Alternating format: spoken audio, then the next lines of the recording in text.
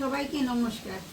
আজকে চিত্র family blog থেকে সবাইকে স্বাগতম। আজকে আমি রান্না করব চিংড়ি মাছের বড়া। শুধু এখানে চিংড়ি মাছ না, এখানে আছে চিংড়ি, তারপর আছে নারকেল, সরিষা, কাঁচামরিচ, কাঁচা জিরা, সব মিক্সড করে একটা আমরা চিংড়ি মাছের বড়া করব। এবং এই বড়াটা আমরা মিষ্টি কুমার দিয়ে রান্না করব।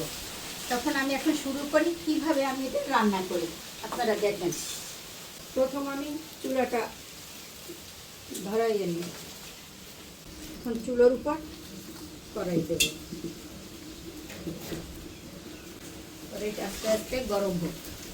এখন এই চিংড়ি, নারকেল, সরিষা এর ভিতরে পরিমাণ মতো দেব লবণ, দেব হলুদের গুঁড়া, সামান্য মরিচের গুঁড়া। কড়াই গরম হয়ে গেছে, আমি একটু তেল দিয়ে নেব।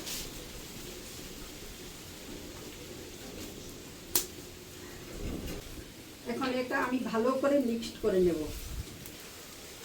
তেল গরম হয়ে গেছে, আমি এখন আস্তে আস্তে একটা একটা করে ছেড়ে দেব।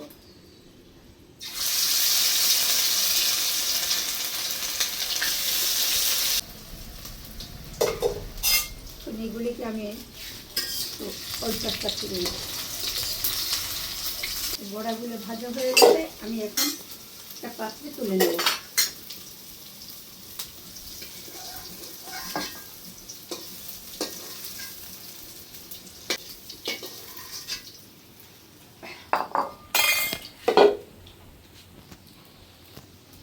আমার বড়াগুলি ভাজা হয়ে গেছে। এখন পাত্রে সরিষার তেল দেব, সঙ্গে দেব 2টা শুকনো মরিচ, আর দেব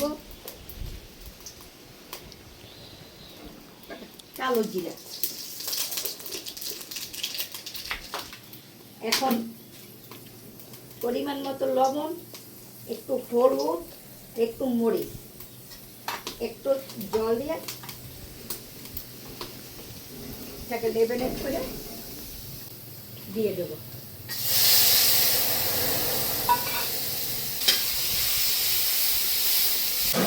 মশলাটা কষানো হয়ে গেছে, এখন দেবো মিষ্টি কুমড়ো দিয়ে।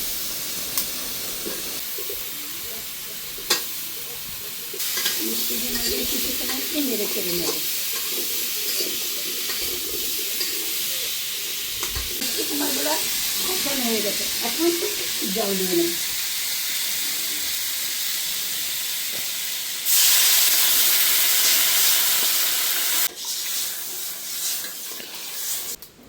আস্তে ধীরে জাল দিয়ে নিই। আমার তরকারি সিদ্ধ হয়ে গেছে, এখন আমি বড়াগুলি আস্তে আস্তে সব দিয়ে নেব। তাহলে 3টে কাঁচামরিচ দিয়ে দেবো।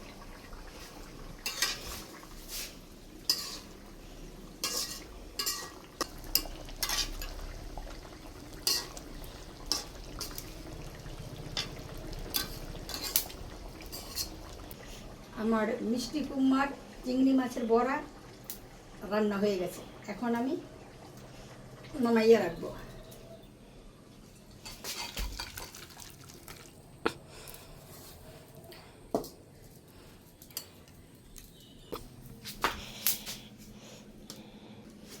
রান্না শেষ। এখন আমার রান্নাটা যদি আপনাদের ভালো লেগে থাকে তবে লাইক করবেন, কমেন্ট করবেন, শেয়ার করবেন। সবাইকে ধন্যবাদ।